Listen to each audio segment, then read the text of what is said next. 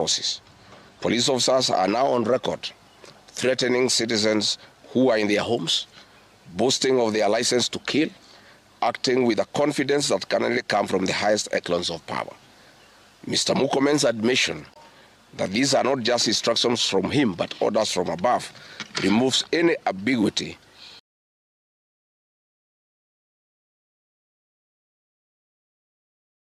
about where responsibility lies.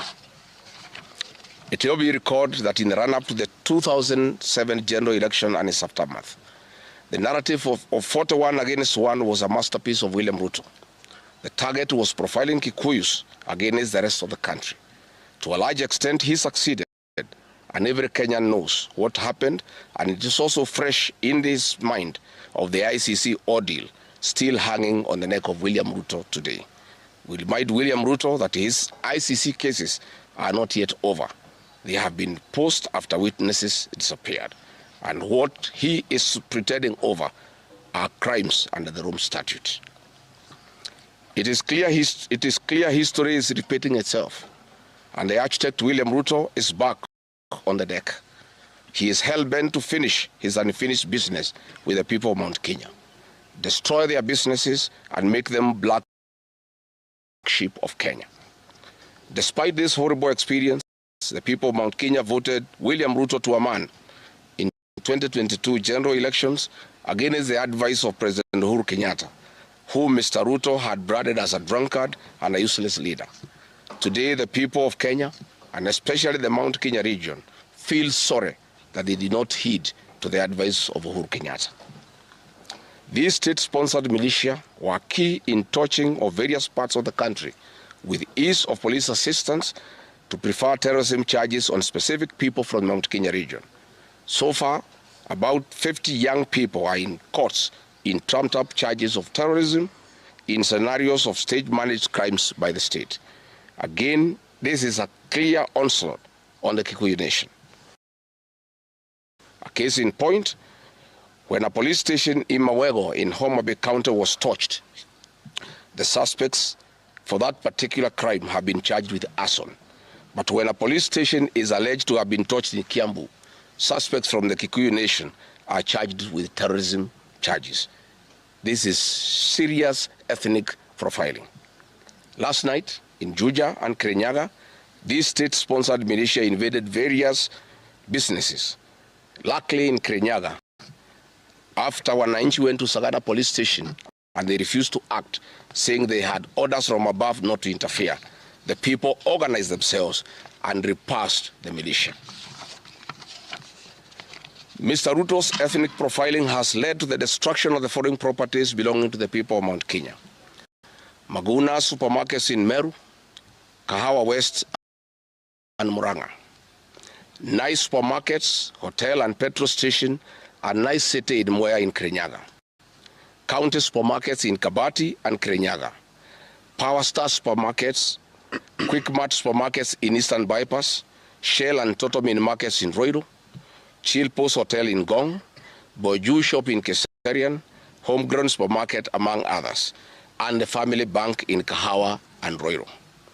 Notably, in Meru, these state-sponsored militia tried to attack Meru Dairy Processing Plant and were repulsed by workers. In Nyeri, they further tried to attack Wakulima Dairy in Mukurweini, and the attack failed.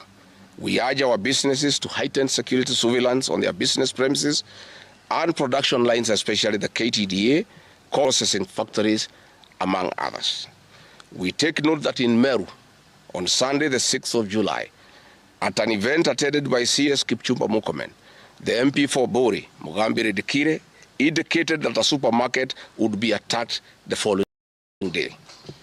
As sure as December 25 is Christmas, and true to his word, Maguna supermarket was touched by the state-sponsored militia, which the MP was private to. Why hasn't Mugambire Dikire been arrested? How did he know that a supermarket would be attacked? This is selective justice. The evidence that these militias are state-sponsored is plain for all to see. Videos circulating widely show police officers not merely failing to intervene, but actively transporting armed groups who proceed to unleash destruction with apparent impunity. Uniformed officers have been seen standing guard as these groups rampage. They are in action and a stark contrast to strong statements being made by government. In Nyeri, journalists were attacked by these militias in the presence of the police. It is well documented.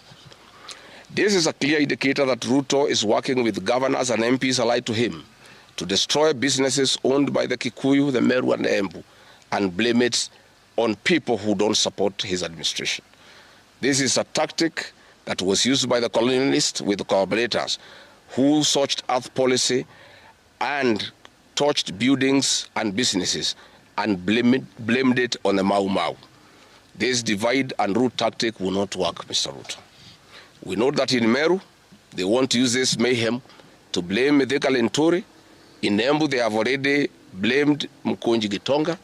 In Ketengela, Iron Gong, they want to target Senator Seki and MP Onesmus Ngogoyo. In Nyeri, they are trying to haunt Honorable Kagusha. And in Kirinyaga, they are targeting Senator Murango. We want to remind President Ruto that it is not the Kikuyus who want him out of office. It is the entire people of Kenya. Kenyans are suffering equally across the country. That is why Kenyans have said, if you, Mr. William Ruto, believe that it is the Kikuyus who want you out, then all Kenyans are Kikuyus. I want to thank the people of Kenya for standing out against this tribal profiling of the Kikuyu.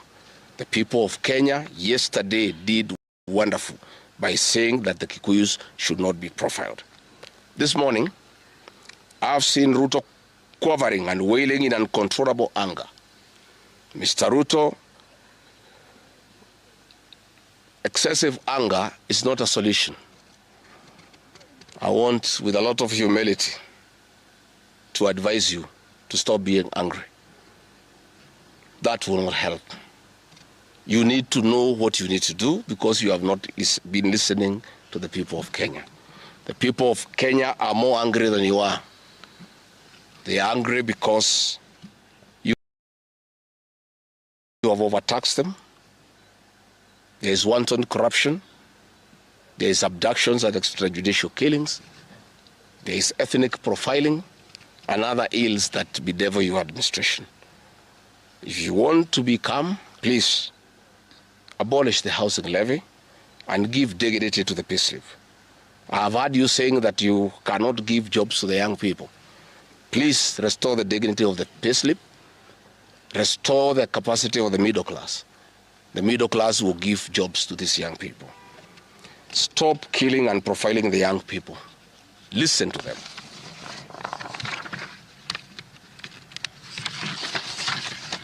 Stop abductions and extrajudicial killings.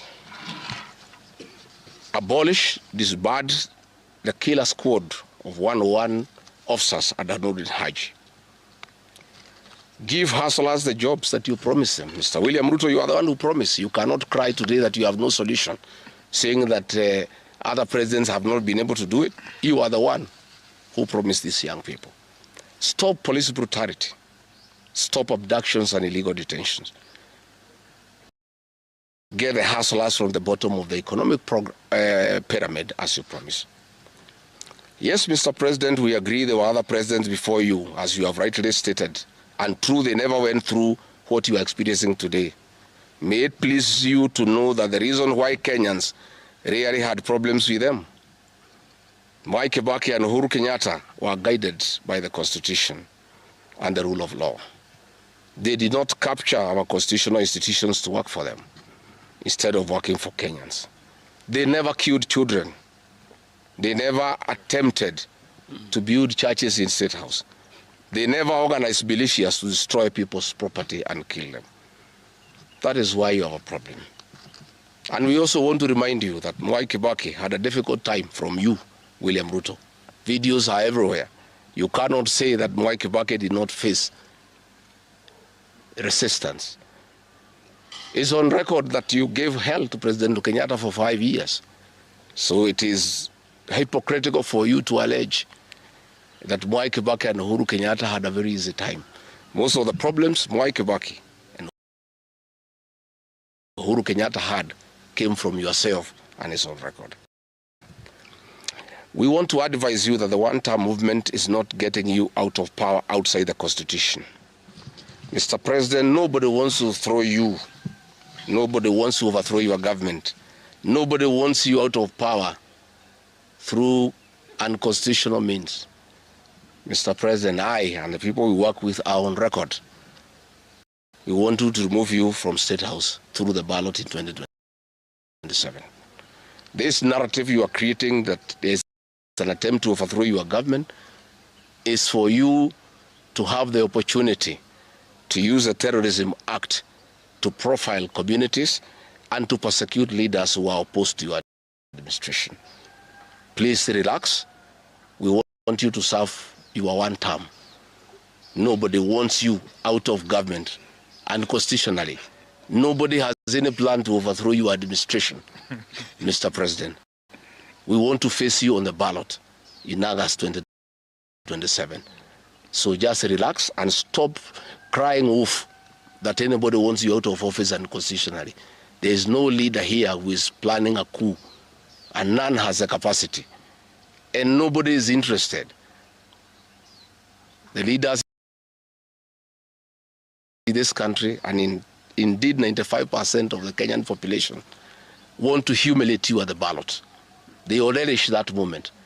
None of them would want you to go out through any other method, unless, of course, you decided to resign on your own volition. So please stop creating this narrative. This narrative is to enable you to use anti-terrorism law to persecute leaders and to persecute the Kikuyu community. If you speak out online, Mr. President, you want to use the Terrorism Act to harass people. If you dare challenge your administration, you want to use the Terrorism Act to deal with people who are opposed to your administration. My fellow Kenyans, let us not be deceived. William Ruto has stripped away even the pretense of democracy. What we are witnessing is not the rule of law, but the rule of fear. This is not the behavior of a government that serves its people. This is the machinery of outright dictatorship. Finally, I want to announce to the people of Kenya that tonight I will be traveling to the United States of America to talk to the Kenyans in diaspora and the international community about the state of the nation. I would have wanted to stay in the country at this very difficult time when our people are under siege, but I have engagements that I'm not able to postpone. I've been threatened by people close to William Ruto, who called some of my people today, that they will want to stop me from leaving the country. I have no problem. If you want to come and arrest me at the airport, as you are threatening us, you can go ahead.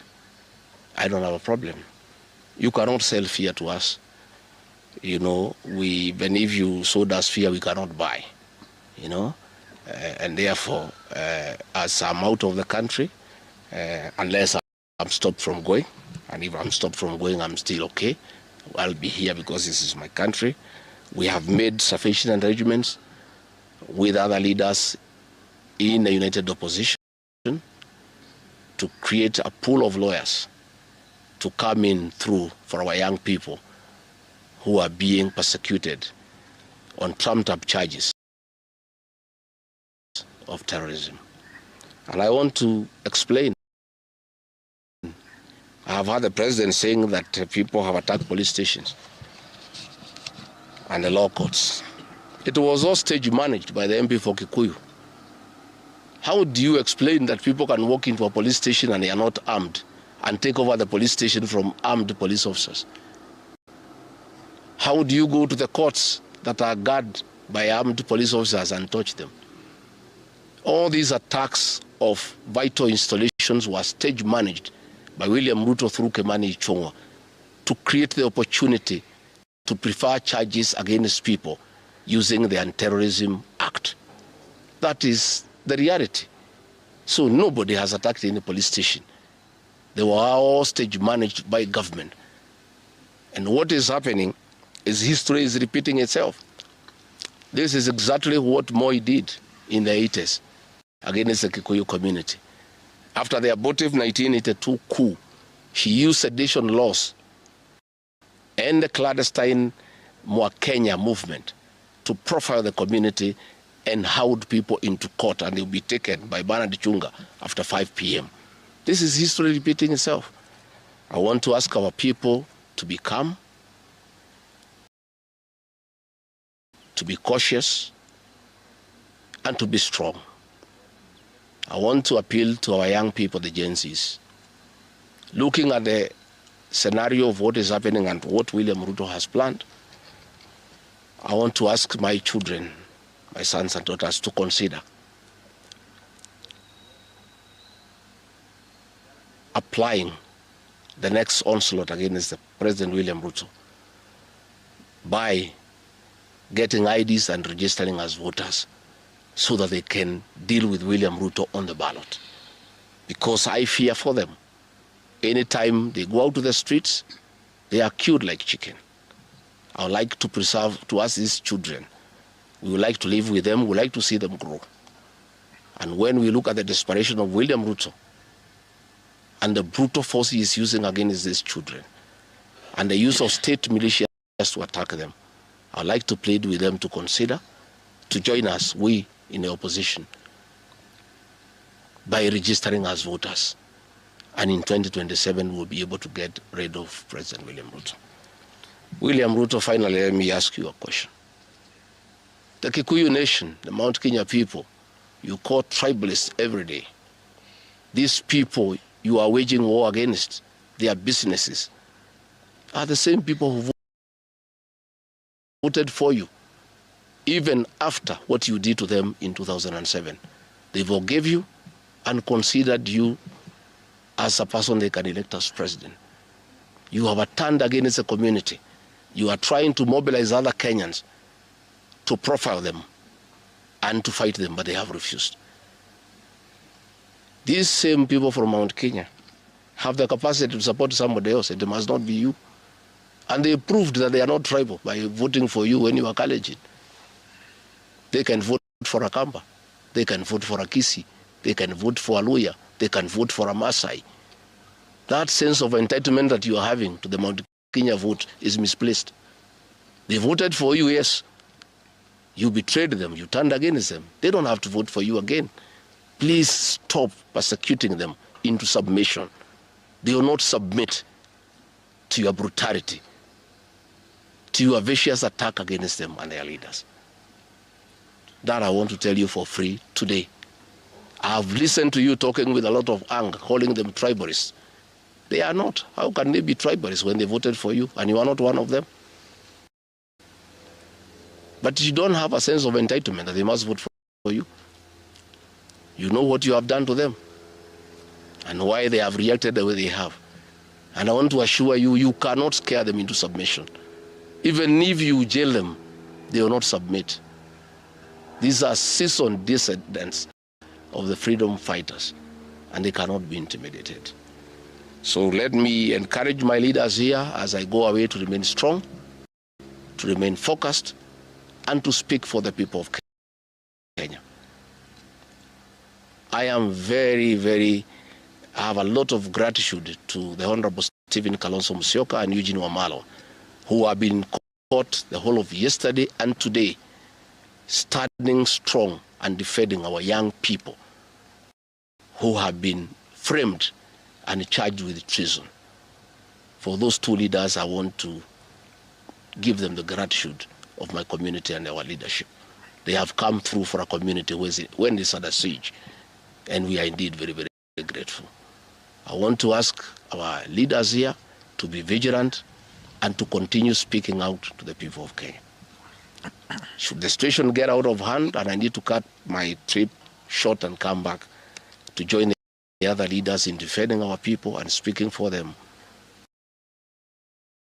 I will gladly do so. Thank you very much.